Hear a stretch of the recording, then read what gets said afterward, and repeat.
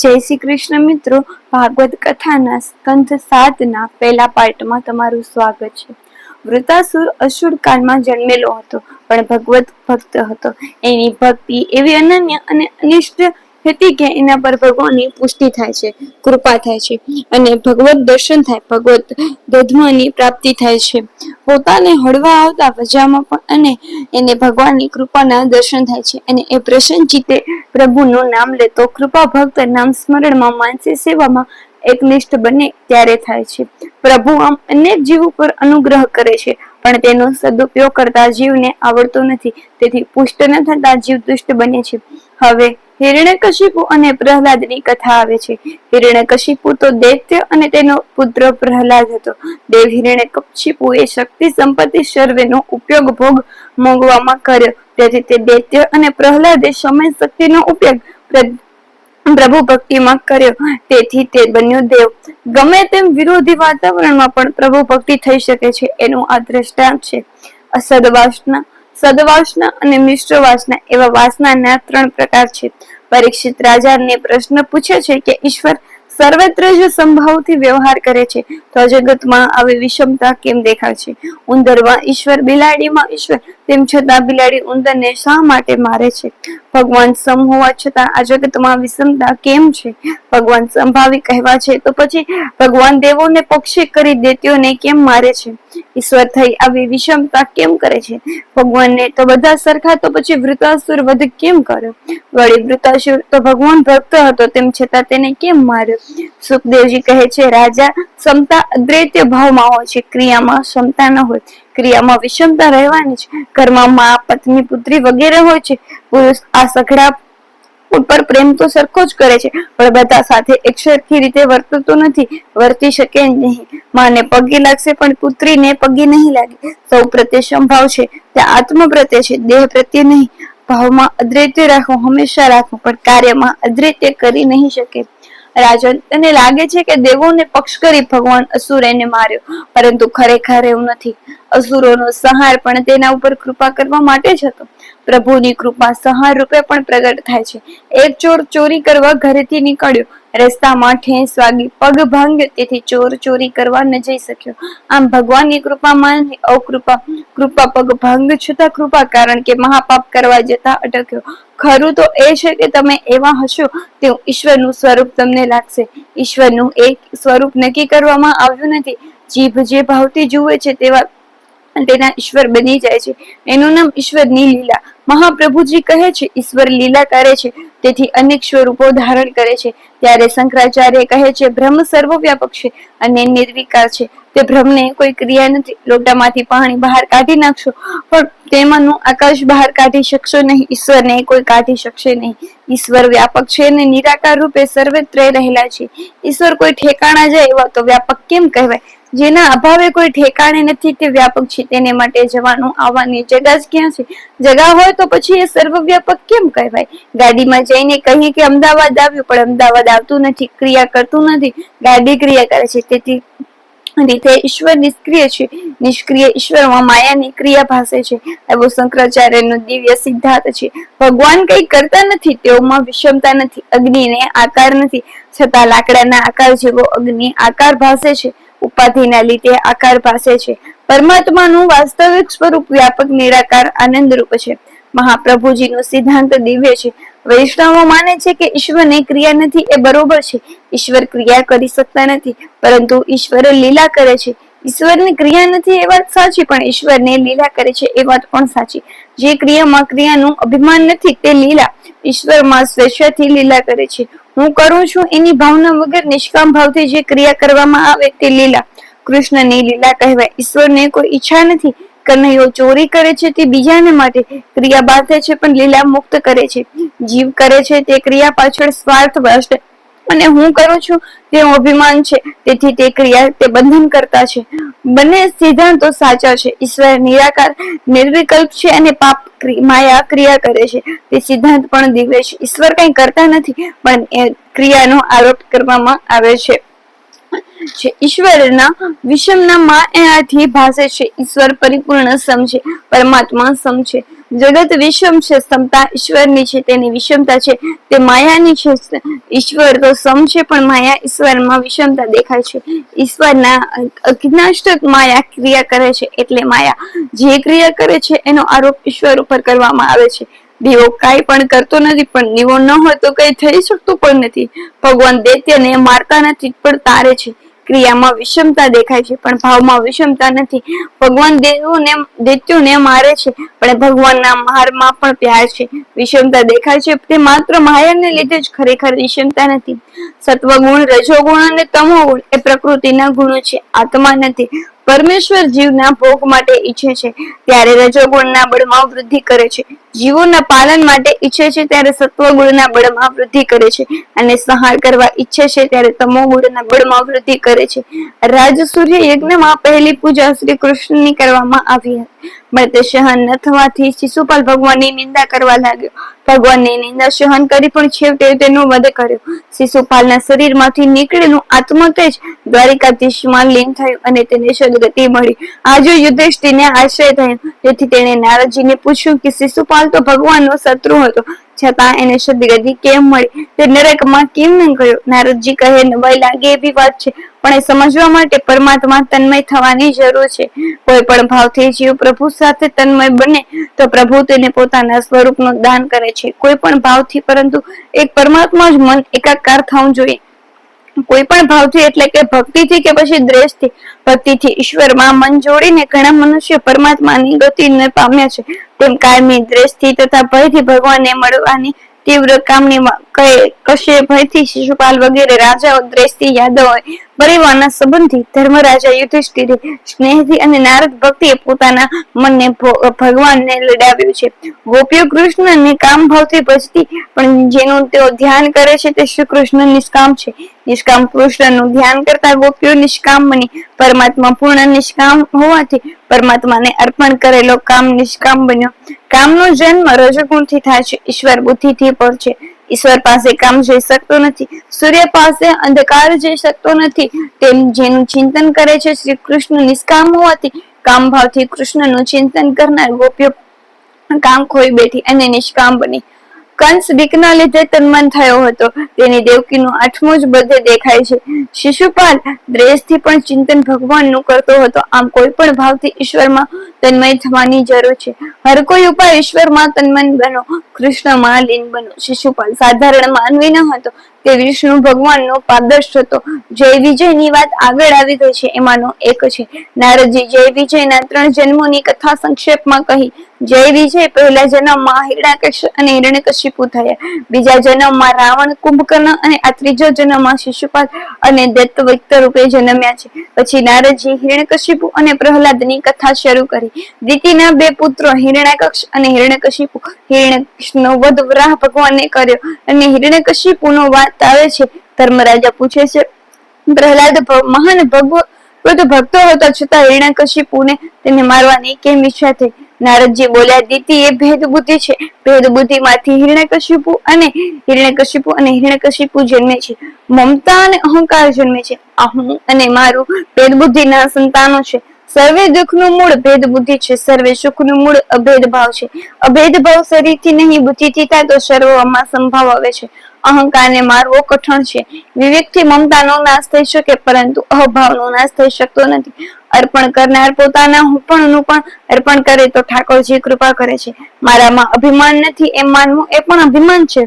હિરણ્યકશિપુ અહંકારનું સ્વરૂપ છે. હિરણ્યકશિપુનું વર્તન એવું છે કે દેવોને, જ્ઞાની પુરુષોને, સર્વને ત્રાસ આપે છે. અભિમાન સર્વને ત્રાસ આપે છે, સર્વને રડાવે છે. અહંકારને મારવો કઠણ છે. તે રાત્રે મળતો નથી, દિવસે મળતો નથી, ઘરની બહાર કે ઘરની અંદર પણ મળતો નથી. તે ઘરની બહાર અને ઘરની અંદર પણ હોય છે. અહંકાર શસ્ત્ર કે અસ્ત્રથી મળતો નથી, તેને વચલી જગ્યાએ મારવો પડશે. મનુષ્ય અહંકારને મારે તો તે ઈશ્વરની સમીપે પહોંચે છે. મનુષ્ય દુઃખ આપનાર અહંકાર છે. અહંકારને મારવાનો છે એ બીજે ક્યાંય નહીં મરે, એને ઉમરામાં જ મારી શકાશે. ઉમરામાં એટલે 2 વૃત્તિઓની વચમાં, તો તે અહંકાર મળશે. પ્રત્યેક ઇન્દ્રિયનું મિલન ઈશ્વર સાથે ન થાય ત્યાં સુધી તે અહંકાર નહીં મરે. હિરણ્યકશિપુ જ્ઞાની હતો, પણ તેનું જ્ઞાન અહંતા મમતાથી ભરેલું હતું. પોતાના ભાઈના મરણ પ્રસંગે તે બ્રહ્મ પ્રદેશ કરે છે, બીજાને બોધ આપે છે અને પોતે જીવનમાં ન ઉતારે તે અસુર. હિરણ્યકશિપુ બીજાને જ્ઞાનનો બોધ આપે છે અને પોતે મનમાં વિચારે છે કે મારા ભાઈનો વધ કરનાર વિષ્ણુ પર ક્યારેય વેર વાળું. પેલા સાધુની વાત જેવું છે. બીજાનો દીકરો મરી ગયો તો તેને નહીં રડવાનું કહે છે અને પોતે ભેંસ મરી ગઈ તો રોવા બેસે છે. પૂછતા કહે કે દીકરો તારો હતો અને ભેંસ મારી હતી. આ મારીની જ બધી પંચાયત છે. એ અહંતા મહંતા હોય ત્યાં સુધી જ્ઞાન પચે નહીં. ભક્તિ વગરનું જ્ઞાન કેવળ કાંકરા છે. તેથી જીભને લાભ થતો નથી. જ્ઞાનનો અનુભવ વૈરાગ્ય અને ભક્તિ વગર થતો નથી. વેદાંત અને બ્રહ્મ જ્ઞાનની વાતો કરે છે અને પ્રેમ સંસારના વિષયો સાથે કરે છે. એનું નામ દૈત્ય. એ દૈત્ય દૈત્યને ઓળખવાનું આ જ લક્ષણ છે. હિરણ્યકશના મૃત્યુના સમાચાર સાંભળી હિરણ્યકશિપુ કહે છે, મારા ભાઈને મારનાર વિષ્ણુ સાથે હું યુદ્ધ કરીશ. હું તેને જોઈ લઈશ. માતા હિરણ્યકશિપુને બોધ આપ્યો કે વિષ્ણુ સાથે લડવાની વાત છોડ. હિરણ્યકશિપુ વિચાર્યું, એ ઠીક છે, તો હું હમણાં જ વિષ્ણુ સાથે લડવા નહીં જાઉં. પહેલા વરદાન પ્રાપ્ત કરીશ કે અજર અમર બની જાઉં, પછી યુદ્ધ કરવા જઈશ. આમ હિરણ્યકશિપુ તપસ્યા કરવા જાય છે. હિરણ્યકશિપુની પત્નીનું નામ કયાધુ. એ પૂછે છે કે તપસ્યા કરી ઘેર ક્યારે આવશું? હિરણ્યકશિપુએ જવાબ આપ્યો, કઈ કહેવાય નહીં. 10,000 વર્ષ તપ કરીશ પણ સિદ્ધ પ્રાપ્ત કર્યા વિના પાછો આવવાનો નથી. હિરણ્યકશિપુ મંદરાચરણ પર્વત ઉપર તપ કરવા ગયો. દેવો ગભરાયા. તેમણે બૃહસ્પતિને પ્રાર્થના કરી કે હિરણ્યકશિપુની તપસ્યામાં વિઘ્ન કર્યો. બૃહસ્પતિ પોપટ રૂપે મંદરાચરણ પર્વત ઉપર આવ્યા અને હિરણ્યકશિપુ જે જગ્યાએ તપ કરવા બેઠો તેની નજીકના ઝાડ ઉપર બેસી નારાયણ નારાયણ એમ બોલવા લાગ્યા. હિરણ્યકશિપુનો મંત્ર જપ કરવા લાગ્યા અને સામે પોપટ નારાયણ નારાયણ બોલે. હિરણ્યકશિપુને થયું કે વિષ્ણુ મારામાં હું તપસ્યા કરું છું તેનું આમ નામ સાંભળવું પડે એ તો અપશકુન કહેવાય. માટે આજે હું તપમાં નહીં બેસું. કંટાળીને એ ઘેર આવતો રહ્યો. પતિ તે જ દિવસે ઘેર પાછા આવવાથી તે કયાધુને આશ્રય થયું, પરંતુ સિંધુ કારણ પતિને પૂછાય તેમ ન હતું. કયાધુએ વિચાર્યું કે યુક્તિથી કામ લઈશ તો કારણ જાણી શકાશે. પત્નીની ખાનગી વાત જાણવી હોય તો આ કયાધુને ગુરુ કરજો. ભોજનમાં વંશીકરણ હોય છે. નોકરોને આજ્ઞા કરી કે મારા પતિદેવ માટે હું જ રસોઈ બનાવીશ. એ હતી માનવશાસ્ત્ર જાણનારી સ્ત્રી. માત્ર એટલું માનવશાસ્ત્ર જાણતી હોય તો પતિને કેવી રીતે પ્રસન્ન કરવું. કહ્યું છે કે લોભીને દ્રવ્યથી વશ કરવો, અભિમાનીથી વખાણથી વશ કરવો નહીં. પોજે કાલિદાસને એક વખત પૂછ્યું કે દુનિયામાં ખાંડ કરતા ગળ્યું શું? કાલિદાસે પટે જવાબ આપ્યો કે વખાણ. હિરણ્યકશિપુ અભિમાની હતો. કયાધુએ વખાણ શરૂ કર્યા કે ઇન્દ્રચંદ્રાદિ દેવો તમારાથી થરથર કાંપે છે. આપના જેવો વીર થયો નથી અને થવાનો પણ નથી. હું ભાગ્યશાળી છું કે આપ જેવા પતિ મને મળ્યા. ધારેલું કામ કર્યા વગર તમે પાછા ફરો એ બને જ નહીં. હું તો 10,000 વર્ષ તમારા દર્શન થશે હું ધારતી હતી. હિરણ્યકશિપુ ખુશ થઈ કહે, 10,000 વર્ષે હું આવવાનો હતો, પણ જરી અપશકુન થયા. હું એક ઝાડ નીચે બેસી તપસ્યા કરતો હતો. ત્યાં એક પોપટ આવ્યો. નારાયણ નારાયણ એમ બોલવા લાગ્યો. મને થયું કે એની જીભ ખેંચી કાઢું. કયાધુ સાચી ધર્મપત્ની હતી. પતિ અનિચ્છાએ પણ નારાયણનું નામ બોલ્યા તેથી એને આનંદ થયો. તેને થયું કે હું એમની પાસે આમ નામ વધારે બોલાવું એમ કરતા કદાચ એમને એ નામ પ્રીતિ થઈ જાય તો એમનો અવતાર ને મારું જીવન સુધરી જાય. પતિને ધર્મ માર્ગે વાળવા ધર્મપત્ની કયાધુને લાગણી હતી કે મારા પતિદેવ સુધરે એટલે એને ફરી પૂછ્યું, શું થયું મનમાં?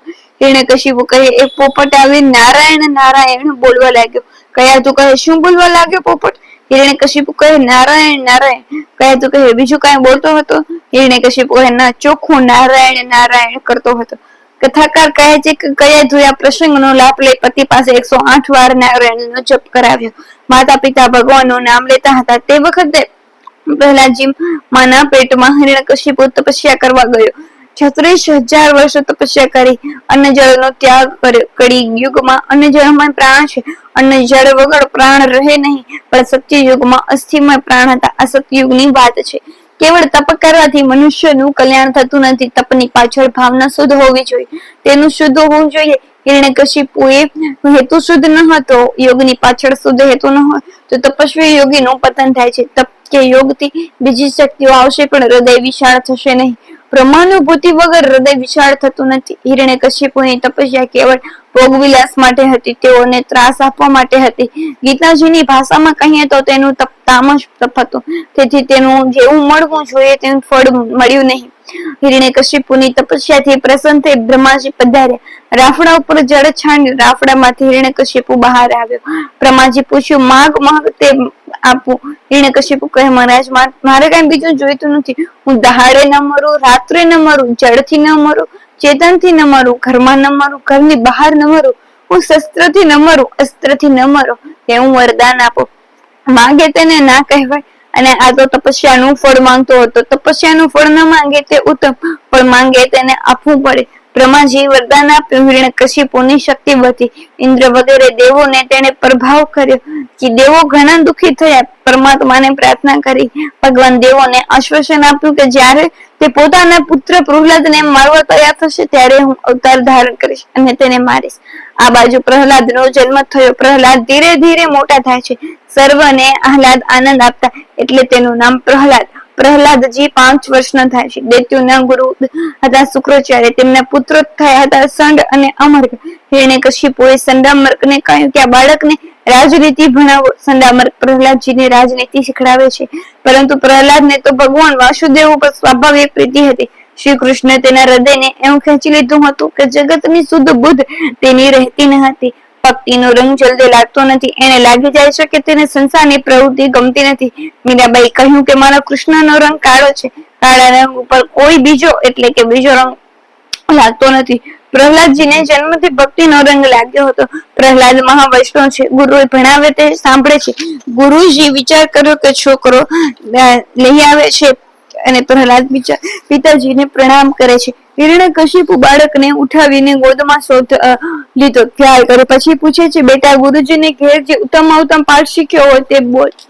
પ્રહલાદજી વિચાર્યું કે પિતાજી ઉત્તમ પાઠ શું શીખ્યો એ પૂછે છે. એટલે એમણે પોતાના ચિંતનમાંથી જે ઉત્તમ પાઠ તારવ્યો હતો તે ચિત્ત જેવા એકાકાર કહ્યું કે તેને પાઠ ભણ્યો. તેમણે કહ્યું, અંધારામાં કૂવો જેવું ઘર માણસમાં અધપતનનું મોહ છે તેનો ત્યાગ કરી વનમાં જવું અને હરિનું શરણું લેવું. પિતાજી એક જન્મનો અનુભવ ઉપરથી કહ્યું કે આ જીવ અનેક વાર સ્ત્રી પુરુષ પશુ પક્ષી બન્યો છે. હજારો જન્મથી એ લૌકિક સુખ ભોગવે છે છતાં તેને તૃપ્તિ થઈ નથી. તૃપ્તિ માત્ર ત્યાગથી થાય છે. સંસાર એ દુઃખનો દરિયો છે. પ્રત્યેક જીવ દુઃખી છે. પાપ પુણ્ય સમાન બને છે ત્યારે આ મનુષ્ય શરીર મળે છે. પાપ ભોગવવું પડે છે તેમ પુણ્ય પણ ભોગવવું પડે છે. સંસાર ક્ષણે ક્ષણે બદલે છે. પિતાજી સ્વાર્થ અને કપટ સિવાય સંસારમાં બીજું કાંઈ નથી. પતિ પત્નીના પ્રેમમાં પણ સ્વાર્થ અને કપટ હોય છે. જીવ ઉપર નિસ્વાર્થ પ્રેમ કરનાર એક પરમાત્મા છે. સંસારમાં કપટ કરવું જ પડે છે. વાસના હોય તો છણ કપટ હોવાનું જ છે. આમ બાળક પ્રહલાદ અનેક જન્મોના અનુભવનું ફળ પિતાને સંભળાવે છે.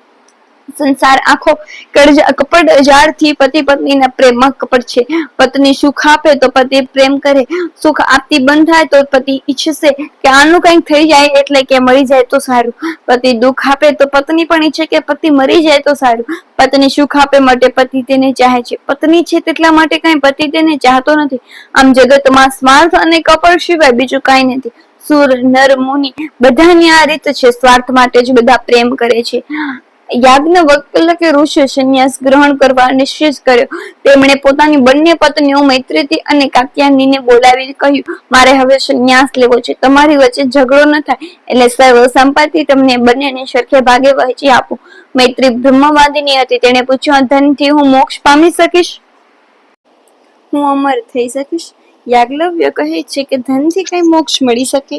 ધનથી બીજા ભોગ પદાર્થો મળી શકે એ વડે તેમ આનંદથી જીવી શકશો. મૈત્રી જે ધનથી મોક્ષ ન મળે તે ધનને મારે શું કરવું છે? તમે સઘળું ધન કાત્યાયનીને આપો. મૈત્રીની જિજ્ઞાસુ જાણીને યાજ્ઞવલ્ક્ય તેને બ્રહ્મ વિદ્યાનો ઉપદેશ આપ્યો. તેમણે કહ્યું કે હે મૈત્રી, માણસને ઘર પુત્ર સ્ત્રી આદિ જે પ્રિય લાગે છે તે પોતાના સુખ માટે પોતાના સ્વાર્થને માટે પ્રિય લાગે છે. બાકી માણસને પ્રિયમાં પ્રિય તો આત્મા જ છે. પતિ પત્નીને ચાહે છે કારણ કે પતિ તેનું ભરણ પોષણ કરે છે. પતિ હશે તો મારું ભરણ પોષણ કરશે એ આશય એટલે તો પોતાની જ કામનાઓ માટે પતિ પત્નીને ચાહે છે, નહીં કે પોતાના પતિ છે એટલા જ માટે. પતિ પત્નીને ચાહે છે તે પતિ પત્ની તેની ઈચ્છાઓ પૂર્ણ કરે છે એટલા માટે જ ચાહે છે, નહીં કે ફક્ત પત્ની એટલા માટે જ માતા પિતા પુત્રોને ચાહે છે. કારણ કે તેઓ આશા હોય છે કે પુત્રો મોટા થઈને તેઓનું ભરણ પોષણ કરશે, તેઓને પાડશે નહીં કે પુત્રો છે એટલા માટે ચાહે છે. મનુષ્ય સાથે પ્રેમ કરતો નથી, સ્વાર્થ સાથે પ્રેમ કરે છે. પ્રહલાદજીએ કહ્યું, પિતાજી, હું અનેક જન્મોમાં અનુભવથી કહું છું કે સંસારમાં સાચી શાંતિ ક્યાંય નથી. ઘરમાં ભજન બરાબર થતું નથી, એટલે મારે ઘરમાં નહીં, વનમાં જઈને એકાંતમાં બેસી નારાયણનું આરાધન કરવું છે. આ સાંભળી હિરણ્યકશિપુને ક્રોધ આવ્યો. તેણે સડામર્કને ઠપકો આપ્યો, તમે મારા બાળકને આવો ક્રોધ આપો છો, આવું શિક્ષણ આપો છો? ખબરદાર, હવે પછી આવું શીખવ્યું છે તો. સડામર્કે પ્રહલાદને કહ્યું કે અમે તો આવું શીખડાવ્યું નથી તો આવું કેમ બોલ્યો? પ્રહલાદજી કહે છે, ગુરુજી, આ તો ભક્તિનો રંગ છે. કોઈના કહેવાથી આ રંગ લાગતો નથી. પ્રભુ કૃપા કરે તો જ ભક્તિનો રંગ લાગે છે. થોડા સમય પછી એક દિવસ અધૂરી મૂકેલી પોતાની વાત આગળ ચલાવી કહે છે, પિતાજી, 9 પ્રકારે વિષ્ણુ ભગવાન એ ભક્તિ થાય છે. ભગવાનના ગુણ, લીલા નામ આદિનું શ્રવણ, તેનું કીર્તન, સ્મરણ, એના ચરણોની સેવા, પૂજા, અર્ચા, વંદન, દાસશક્ય અને આત્મનિવેદન. સમર્પણ આપવાથી આ 9 પ્રકારની ભક્તિ જો કરવામાં આવે તો પ્રભુ પ્રસન્ન થાય છે. પ્રભુ પ્રસન્ન થાય તો જીવન સફળ થાય છે. બાકી ભોગ ભોગવવાથી શાંતિ મળતી નથી. આ સાંભળી હિરણ્યકશિપુને ક્રોધ આવ્યો. તેણે પ્રહલાદને ગોદમાંથી ફેંકી દીધો. સેવકોને હુકમ કર્યો, તમે આ બાળકને મારી નાખો, તે મારા શત્રુનું ભજન કરે છે. દૈત્યો પ્રહલાદને મારવા દોડ્યા. પ્રહલાદની દ્રષ્ટિ દિવ્ય હતી. પ્રહલાદને તલવારમાં શ્રી કૃષ્ણ દેખાયા. તલવાર જેના હાથમાં છે તેમાં શ્રી કૃષ્ણ દેખાયા. વસ્તુ માત્ર કૃષ્ણને જોવા વાળો બધે શ્રી કૃષ્ણને જુએ ને. સર્વને ભગવત ભાવથી જુઓ. જગતમાં કર્મ કરતા ઈશ્વરનું અનુશાસન રાખો. બાળકને બદલે બાલકૃષ્ણનું અનુસાધન રાખો તો કનૈયો મળશે, અને કનૈયા પાછળ લક્ષ્મી પણ આવશે. લૌકિક નામરૂપમાં મન ફસાય તે આસક્તિ, પરંતુ જે મન શ્રી કૃષ્ણના નામરૂપ ફસાય તો તે ભક્તિ છે. સંસારના વિષયોમાં પ્રેમ અને આસક્તિ, ભગવાન તરફ પ્રેમ એ ભક્તિ. સંસાર શક્તિ બાધક છે, તે બંધન કરે છે. ભાગવત શક્તિ બંધનમાંથી મુક્ત કરે છે અને મુક્તિ અપાવે છે. આંખમાં કામને ન રાખો અને મનમાં સ્વાર્થ ન રાખો. ક્ષમતા રાખી જગતને જુઓ. આંખ બગડેલી હશે તો બગડેલું લાગશે. જ્ઞાની પુરુષોને જગતમાં કોઈ ખરાબ દેખાતું નથી. સંસારમાં પ્રીતિ થાય તો ભક્તિ થતી નથી. સુંદર વસ્તુ જોવાનું આંખને મન હોય તો તેને કહો કે ભગવાન શ્રી કૃષ્ણ સિવાય બીજા ત્રિભુવનમાં કોઈ વસ્તુ સુંદર નથી. 2 જણા બજારમાં ફૂલ લેવા ગયા છે. એક ભગવાનની પૂજા માટે ફૂલ લેવા ગયો છે, બીજો પત્નીના કહેવાથી પત્ની માટે ફૂલની વેડી લેવા ગયો છે. એકની ભક્તિ છે, બીજાની આસક્તિ. એકને પરમાત્માને શણગારવાની ભાવના છે, તેની ભક્તિ છે. બીજાને લાડી શણગારવાની છે. બીજાને સંસારમાં વિલાસની આસક્તિ છે. 2 ક્રિયા એક જ છે, એકામાં આસક્તિ અને બીજામાં ભક્તિ છે. દૈત્યો પ્રહલાદને મારે છે, છતાં તેનો વાળ વાંકો થતો નથી. પ્રહલાદની ભક્તિ દિવ્ય છે. પ્રહલાદ નિર્ભય છે. પ્રહલાદને મારવા અનેક ઉપાયો કાર્યો, પણ પ્રહલાદ મરતા નથી. હિરણ્યકશિપુને થયું કોઈ જાદુ શીખી આવ્યો છે. હુકમ કર્યો, તેને અંધારામાં પૂરી રાખો. અંજળ વગર તે મરી જશે. પ્રહલાદજીને અંધારા ઓરડામાં પૂરી દેવામાં આવે છે, પણ તેને બીક નથી. તે શાંતિથી કૃષ્ણ કીર્તન કરે છે. સુખમાં ભગવત કૃપાનો અનુભવ કરે છે એ સાધારણ વૈષ્ણવ, પરંતુ દુઃખમાં પણ ભગવત કૃપાનો અનુભવ કરે છે એની સેવા સ્મરણ છોડે નહીં, એ મહાન વૈષ્ણવ છે. પણ ભગવત કૃપાનો દેવકી વસુદેવ ઉપર કેટલું દુઃખ પડ્યું, છતાં તેઓ ધીરજ છોડતા નથી. આપણા ઉપર સહેજ દુઃખ આવે તો આપણે અકળાઈ જઈએ છીએ. અતિશય દુઃખમાં પ્રહલાદ વિચારે છે કે મારા ભગવાન મારી સાથે છે, બાકી બીક શાની છે. આજે ઠાકોરજી લક્ષ્મીજીને પૂછે છે કે જગતમાં કોઈ જીવ ભૂખ્યો તો નથી ને? લક્ષ્મીજી જવાબ આપો કે તમારો ભક્તો પ્રહલાદ કેદમાં પડ્યો છે, તે ભૂખ્યો છે. ભગવાને કહ્યું, દેવી, તેમને માટે તુરંત પ્રસાદ મોકલો. લક્ષ્મીજી સેવકોને આજ્ઞા કરી. સેવકો પ્રહલાદ માટે પ્રસાદ લઈને કારાગૃહમાં આવ્યા. પ્રહલાદ કહે, મારા પ્રભુને કેટલી ચિંતા હોય છે. તે હોય જ ને. બધી ચિંતા પ્રહલાદે પ્રભુને સોંપી દીધી. પછી પ્રભુ ચિંતા ન કરે તો ક્યાં જાય? હિરણ્યકશિપુના સેવકોને આશ્ચર્ય થયું. પ્રહલાદ કંઈક ખાય છે તો હિરણ્યકશિપુ પાસે આવીને વાત કહી. હિરણ્યકશિપુ આવ્યો. પ્રહલાદ આરોગતો હતો. તે પૂછ્યું, આ ક્યાંથી લાવ્યો? સાચું બોલ. પ્રહલાદ કહે, પ્રભુએ ગર્ભવાસમાં મારું પોષણ કર્યું, તે અહીં પણ મારું પોષણ કરે છે. હિરણ્યકશિપુનો ગુસ્સો હાથ ન રહ્યો. વળી પાછો પ્રભુ, અહીં પણ પ્રભુ? તેનો પુત્ર પ્રેમ ઓગળી ગયો હતો. તેણે હુકમ કર્યો, આને મુશ્કેલાટ બાંધો. સંડામર્ક પ્રહલાદને પાશમાં બાંધી બહાર લાવ્યા. પ્રહલાદને બંધનમાં પણ તમે શ્યામ સુંદરના દર્શન થાય છે. એક દિવસ ગુરુજી બહાર ગયેલા. પ્રહલાદ બાળકોને કહે છે, હું આજે તમને એક નવીન રમત બતાવીશ. પ્રહલાદે બાળકોને ભાગવત ધર્મનો ઉપદેશ કર્યો અને કહ્યું, મિત્રો, મનુષ્ય જન્મ દુર્લભ છે, શરીર નાશવંત છે, પણ એના પર અવિનાશી પ્રભુના દર્શન થાય છે. માટે બાળપણથી જ પ્રભુની ભક્તિ કરો. વાત કરી છે પ્રહલાદનું ચરિત્ર પણ આપણને સૂચવે છે કે બાલ્યાવસ્થાથી જ મનુષ્ય ઈશ્વરના ભજનમાં લાગી જવું જોઈએ. માતા પિતાએ નાના બાળકો ઉપર ધર્મના સંસ્કાર પાડવા જોઈએ. વૃદ્ધાવસ્થામાં દેહની સેવા થાય છે, દેવની સેવા થઈ શકતી નથી. માનવ શરીર ભોગ ભોગવવા માટે મળ્યું નથી, ભગવાન ભજન કરવા માટે મળ્યું છે, ભગવાન મેળવવા માટે મળ્યું છે. શરીર નાશવંત છે, છતાં મનુષ્ય જન્મ દુર્લભ છે, કારણ કે આ નાશવંત શરીરથી નિત્ય વસ્તુ ભગવાનને પ્રાપ્ત કરી શકાય છે. અનેકવાર જન્મ મરણનો ત્રાસ ભોગવતો આ જીવ મનુષ્ય શરીરમાં આવ્યો છે, એટલે કે મનુષ્ય અવતાર મોંઘો છે. ઈશ્વર નિત્ય છે, શરીર અનિત્ય છે, છતાં અનિત્યથી નિત્યની પ્રાપ્તિ થાય છે. માટે મનુષ્ય શરીરનો મહિમા કહ્યો છે. કોડીના બદલામાં કરોડ મળે તેવી આ વાત છે. પછી એ કોડીની કિંમત કેટલી ગણાય? એટલા માટે મનુષ્ય જન્મ મોંઘો કહ્યો છે. મનુષ્યનું આયુષ્ય 100 વર્ષનું ગણીએ તો તેનું અડધું આયુષ્ય નિંદ્રામાં જાય છે. લગભગ ચોથા ભાગનું આયુષ્ય એટલે કે બાલ્યાવસ્થા અજ્ઞાનમાં અને કુમાર અવસ્થામાં અને ખેલકૂદમાં જાય છે. બાકીના વર્ષોમાં વૃદ્ધાવસ્થાના વર્ષો બાદ કરી, કારણ શરીર ક્ષીણ થઈ જવાથી વૃદ્ધાવસ્થામાં કઈ થઈ શકતું નથી. તો થોડા વર્ષો રહ્યા તે જુવાનીમાં, વર્ષ કામ ભોગમાં પસાર થાય છે. આમ આત્માનું કલ્યાણ સાધવાનો વખત ક્યાં? માટે પુરુષે આત્મકલ્યાણ માટે તુરંત પ્રયત્ન કરવો જોઈએ. કહ્યું છે કે જ્યાં સુધી શરીર રૂપી ઘર સ્વસ્થ છે, વૃદ્ધાવસ્થાનું આક્રમણ નથી થયું, ઇન્દ્રિયોને શક્તિ ક્ષીણ નથી થઈ, આયુષ્યનો ક્ષય નથી થયો, ત્યાં સુધીમાં ડાહ્યા પુરુષોએ પોતાના આત્મકલ્યાણ માટે પ્રયત્ન કરી લેવો જોઈએ. નહીતર પછી ઘરમાં આગ લાગ્યા પછી કૂવો ખોદવા જેવી દશા થશે. ઘરને આગ લાગવાની છે એમ સમજી આજે જ આગ ઓલાવવાનું સાધન વસાવે તે ડાહ્યો. આવતા ભયને ઓળખો. આપણા મસ્તક પર અનેક પ્રકારના ભય સવાર થયેલા છે. એથી આ શરીર પર શોકગ્રસ્ત બનીને મૃત્યુને વશ કરી જાય છે. તે પહેલા પોતાના કલ્યાણ માટે પ્રયત્ન કરી લેવો એ બુદ્ધિશાળીનું કામ છે. દુઃખ ભોગવવું કોને ગમે? મનુષ્ય દુઃખ ઈચ્છતો નથી, છતાં અચાનક દુઃખ આવીને માથે ઉભું રહે છે. વગર પ્રત્યે પ્રારંભ પ્રમાણે દુઃખ આવે છે, તેમ વગર પ્રયત્ને પ્રારંભ પ્રમાણે સુખ પણ મળે છે. સુખ દુઃખ પ્રારંભને આધીન છે, તે માટે પ્રયત્ન કરવાની જરૂર નથી. પ્રારંભ એ પૂર્વજન્મના કર્મનું ફળ છે. દરિદ્ર સંપન્ન બને છે અને સંપન્ન દરિદ્ર બને છે. માટે સુખ દુઃખ માટે જે પ્રારંભ અનુસરવા મળવાનું છે એને માટે પ્રયત્ન નકામો છે. યત્ન તો પરમાત્માને પ્રસન્ન કરવા માટે જ કરવાનો છે. છતાં નવાઈની વાત એ છે કે જે પ્રારંભ મળવાનું છે એના માટે બધા પ્રયત્ન કરે છે, પણ જેના માટે પ્રયત્ન કરવો જોઈએ તેના માટે કોઈ પ્રયત્ન કરતું નથી. સત્કર્મોમાં પ્રયત્ન પ્રધાન છે, પ્રારંભ નહીં. સત્કર્મોમાં વિઘ્ન કરવાની શક્તિ પ્રારંભમાં નથી, પણ મનુષ્યની પોતાની દુર્બળતાથી જ પ્રભુ ભજનમાં વિઘ્ન આવે છે. એટલે પ્રહલાદજી કહે છે કે ઈશ્વરનું ભજન બાલ્યાવસ્થાથી જ શરૂ કરો. વૃદ્ધાવસ્થામાં શરીર દુબળું થયા પછી ઈશ્વરની આરાધના થતું નથી. વૃદ્ધાવસ્થામાં દેહની ભક્તિ થાય છે, દેવની ભક્તિ થઈ શકતી નથી અને યુવાનીમાં મદ આવે છે. જુવાનીમાં મનુષ્ય ઇન્દ્રિયોનો ગુલામ બને છે. જુવાનીમાં અનેક પ્રકારના મોહમાં ફસાય છે. પૈસો કમાવા અને ઇન્દ્રિયોના લાડ લડાવવામાં જુવાનીનો નાશ થાય છે.